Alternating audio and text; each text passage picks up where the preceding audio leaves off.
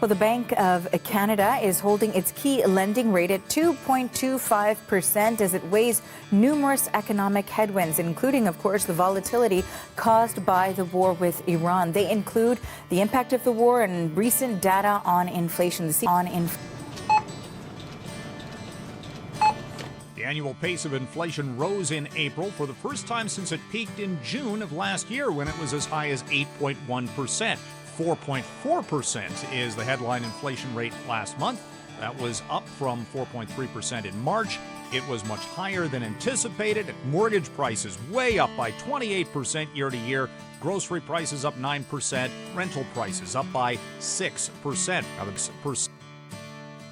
Canada did not explode because the Bank of Canada moved rates. Canada exploded because it did not. That is the part most people are missing.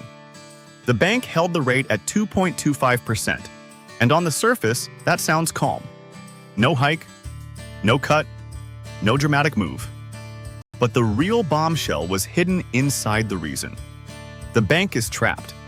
If it cuts rates too fast, inflation could come back harder. If it raises rates, households already drowning in debt get squeezed even more. And if it does nothing, millions of Canadians stay stuck exactly where they are right now. Paycheck to paycheck. Mortgage renewal after mortgage renewal. Credit card balance after credit card balance. Food bill after food bill. This is not just a story about the Bank of Canada. It is a story about a country caught between inflation and exhaustion. And that is why this moment is scary. Because the bank's message was not, everything is fine. The message was closer to this. Inflation risk is back. Growth is fragile. Trade uncertainty is still hurting Canada. Oil prices are dangerous again. And households are too weak to absorb another shock. That is the real story. So let's break it down carefully. Because this is not just about interest rates.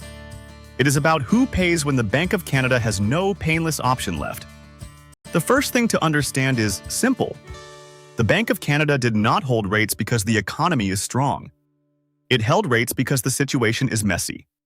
The official statement said the bank kept the overnight rate at 2.25%, while warning that the Middle East conflict is creating volatility and U.S. trade policy is still reshaping global trade patterns. The bank's April outlook also assumes oil prices eventually fall toward $75 per barrel by mid-2027. That assumption matters because if oil does not fall, inflation pressure becomes much harder to control. That is the first bombshell. The bank's plan depends on oil calming down. But oil is not calm. Reuters reported this week that Middle East tensions pushed oil higher, with prices jumping as markets worried about inflation and possible interest rate pressure later in the year. So here is the problem in plain English. Canada needs relief. But the world is sending Canada higher energy costs. And higher energy costs do not stay at the gas pump. They move into trucking. They move into groceries. They move into construction. They move into delivery fees. They move into business costs. And once those costs move through the economy, the Bank of Canada starts worrying about something very specific. Not just higher prices, higher expectations. Because if people believe inflation is coming back, they start changing behavior. Workers demand higher wages. Businesses raise prices earlier. Consumers rush purchases before prices climb. And then, inflation stops being one oil shock. It becomes a loop. That is what central banks fear. And the Bank of Canada is clearly watching that risk closely. But here's the cruel part. The same economy that may need higher rates to control inflation is also the economy that may not survive higher rates easily. That is the trap. Now let's bring this down to the household level. Because when economists say financial stress, it sounds polite. But what it really means is this. People are counting what is left after rent, food, gas, phone bills, child costs, debt payments, and mortgage payments. And for too many Canadians, there is almost nothing left. MNP's January 2026 Consumer Debt Index reported that 41% of Canadians were $200 or less away from financial insolvency each month. That is not a small group. That is millions of people living with almost no buffer between normal life and financial crisis. Think about what $200 means. That is not wealth. That is not security. That is not a safety net. That is one car repair, one winter heating spike, one dental bill, one missed shift, one grocery bill that comes in higher than expected. And when that $200 disappears, the household does not have a macroeconomic debate. It reaches for the credit card. That is where the second bombshell comes in. Canadian households are carrying enormous debt. Equifax Canada reported that total consumer debt climbed to $2.65 trillion in the fourth quarter of 2025, up 3.13% from a year earlier. Non-mortgage debt also rose, and missed payments on non-mortgage debt increased. That is the system Canada is asking people to survive inside. High rent, high groceries, high mortgage costs, high debt, and now higher oil price risk. So when the Bank of Canada holds rates, some people hear stability, but millions of Canadians hear something else. They hear there is no relief yet, and there may not be relief soon. That is why this decision felt bigger than one policy rate, because it confirmed the squeeze. The bank is not ready to rescue borrowers, but it is also not ready to declare inflation defeated. That is a frightening middle ground. Now let's talk about the mortgage problem. This is one of the biggest quiet risks in the Canadian economy. A lot of Canadians took mortgages during the low-rate period. Then rates rose. Now renewals are hitting. The Bank of Canada's own staff analysis said about 60% of mortgage holders renewing in 2025 and 2026 are expected to see payment increases. It estimated average monthly payments could be 10% higher for those renewing in 2025 and 6% higher for those renewing in 2026 compared with December 2024 payments. That may sound manageable on paper, but it does not feel manageable when the household budget is already exhausted. A family does not experience a 10% mortgage increase as a spreadsheet line. They experience it as less food flexibility, less savings, less room for kids' expenses, less ability to handle emergencies, and more dependence on credit. That is why the bank's decision is so scary. Because rate relief is not just an abstract demand. For many households, rate relief is the difference between staying afloat and falling behind. But the bank cannot simply cut because people are struggling. Its job is inflation, and inflation risk is rising again. So the bank is trapped between two realities. Canadian households need lower borrowing costs. Canadian inflation risk may require caution. That is the entire crisis in one sentence. Now let's go deeper. Why is inflation risk rising again? 3 reasons. First, energy. The bank says the Middle East conflict is adding to inflation in 2026 mainly through higher oil prices. Second, U.S. tariffs. The bank says U.S. tariffs and uncertainty about the future of CUSMA are among the main factors affecting Canada's outlook, and that current U.S. tariffs are expected to have a persistent negative effect on economic activity. Third, household expectations. If people start believing prices will keep rising, the bank gets nervous. Not because people are wrong to worry, but because expectations can feed behavior. That is the part that feels unfair to ordinary people. Canadians are not imagining these costs. They are paying them. They see groceries. They see gas. They see rent. They see mortgages. They see insurance. They see debt payments. Then they are told that if they expect inflation, their expectations become part of the problem. That is why the public gets angry. Because people are not creating the crisis. They are surviving it. And now, the bank is asking them to stay calm inside a system that no longer feels calm. This is where the old official language breaks down. Words like uncertainty, inflation expectations, moderate growth, and policy transmission do not capture what this feels like in real life. In real life, it looks like food banks. Food banks. Canada's Hunger Count 2025 reported nearly 2.2 million food bank visits in March 2025, the highest number in Canadian history.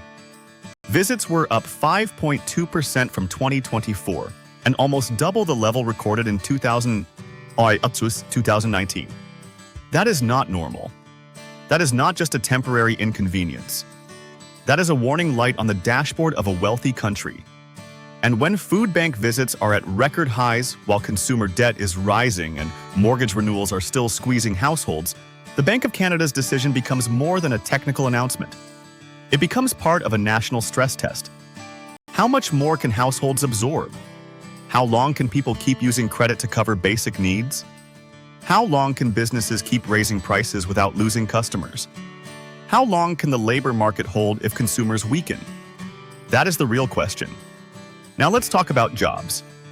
Canada's labor market has not collapsed, but it has clearly been under pressure.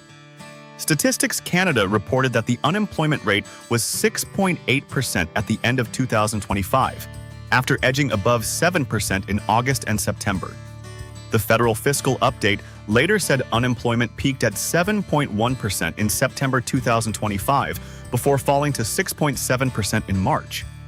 That matters because the bank is not only looking at inflation, it is also looking at how much pain the economy can handle. If unemployment rises again, households lose income. If households lose income, debt becomes harder to carry. If debt becomes harder to carry, insolvencies rise. If insolvencies rise, banks get more cautious. If banks get more cautious, credit tightens. If credit tightens, businesses pull back. And if businesses pull back, hiring weakens again. That is the chain reaction. This is why a rate decision can feel boring on the surface, but frightening underneath. The rate is just the number. The real issue is the pressure moving through the system. And pressure is everywhere. Pressure on households, pressure on businesses, pressure on borrowers, pressure on renters, pressure on food banks, pressure on the Bank of Canada, pressure on Ottawa, pressure from Washington, pressure from oil markets, pressure from war, pressure from debt. Everything is connected.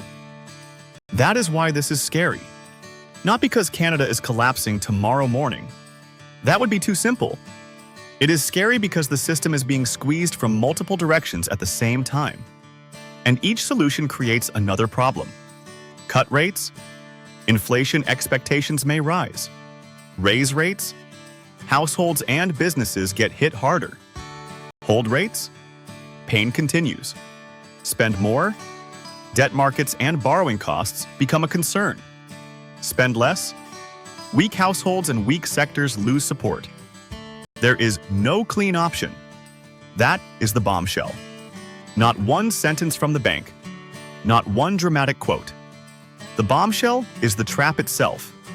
Canada is stuck between inflation risk and household exhaustion.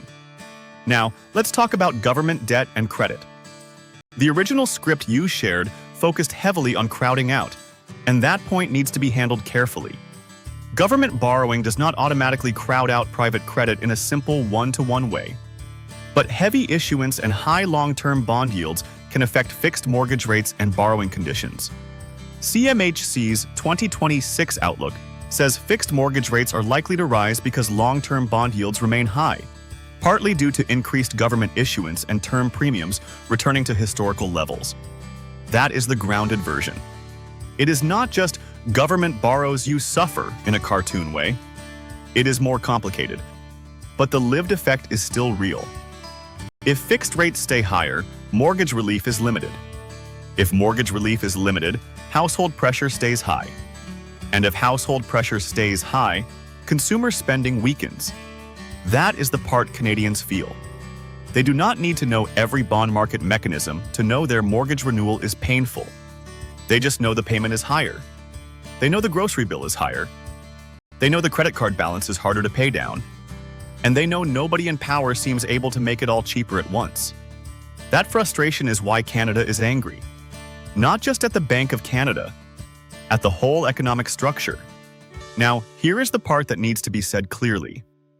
The Bank of Canada did not create every one of these problems. It did not create the war. It did not create US tariffs, or shrinks. It did not create global oil shocks. It did not create decades of housing dependence. It did not create every household debt decision. But the bank is the institution people see when the pressure shows up as interest rates. That is why it gets the anger. Because the bank controls the most visible lever. But the economy's problem is bigger than one lever. Canada's problem is that too much of the economy has been built around debt, housing, consumption, and access to cheap credit. When money was cheap, that system looked manageable. When rates rose, the cracks appeared. Now oil prices and tariffs are pushing from the other side. That is the nightmare combination. Debt-heavy households need relief. Inflation-sensitive policymakers need caution. And both are true at the same time. This is the most important thing to understand. The Bank of Canada is not holding rates because Canadians are fine. It is holding rates because the risks are fighting each other. One risk says cut. Weak growth. Higher unemployment. Mortgage renewals. Consumer stress. Another risk says do not cut too fast. Oil prices. Inflation expectations. Tariffs.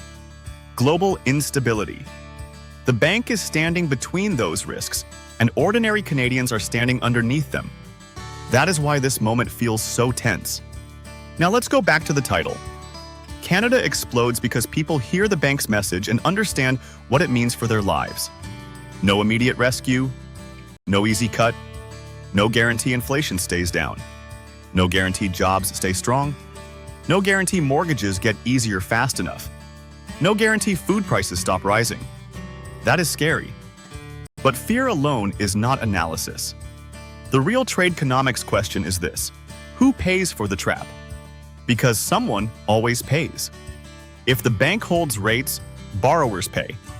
If inflation rises, consumers pay. If businesses face higher input costs, workers may pay. If government borrowing keeps pressure on long-term rates, homeowners may pay. If trade uncertainty weakens exports and investment, job seekers pay. And if all of these happen together, the people with the least cushion pay first. The people with $200 left. The people using credit cards for food. The people renewing mortgages. The people already visiting food banks. The people whose wages are not rising as fast as their bills. That is the human cost. Not CPI charts, not policy statements, people. Now, where does Canada go from here? There are no magic solutions, but there are clear pressure points. Canada needs inflation under control. It needs cheaper and more reliable housing supply. It needs less household dependence on debt. It needs productivity growth, not just more borrowing. It needs trade stability. It needs protection from U.S. tariff shocks. It needs energy resilience. And it needs public communication that treats Canadians like adults. Because people can handle hard truths. What they cannot handle is being told everything is fine when their monthly budget says otherwise. That is where trust breaks. And once trust breaks, policy becomes harder. The Bank of Canada needs Canadians to believe inflation will come back to target. But Canadians need to believe the bank understands what they are living through. Both things matter. If the bank only talks like a spreadsheet, people stop listening. If politicians only blame the bank, people miss the bigger structural crisis. And if everyone pretends one rate decision can fix everything, Canada learns nothing. So here is the real Tradeconomics take. The Bank of Canada's shocking bombshell was not just that it held rates at 2.25%. The bombshell was that holding rates exposed the trap. Canada is facing inflation risk from oil, war, tariffs, and global uncertainty. At the same time, households are carrying massive debt. Mortgage renewals are still hitting.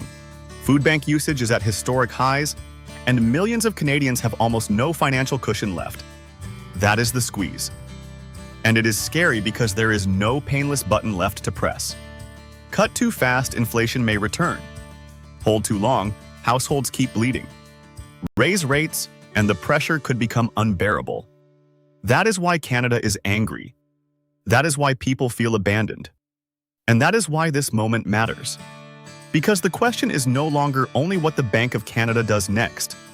The question is, how long Canadian households can keep absorbing the cost of a system built on debt, high housing prices, imported inflation shocks, and political uncertainty from outside the country.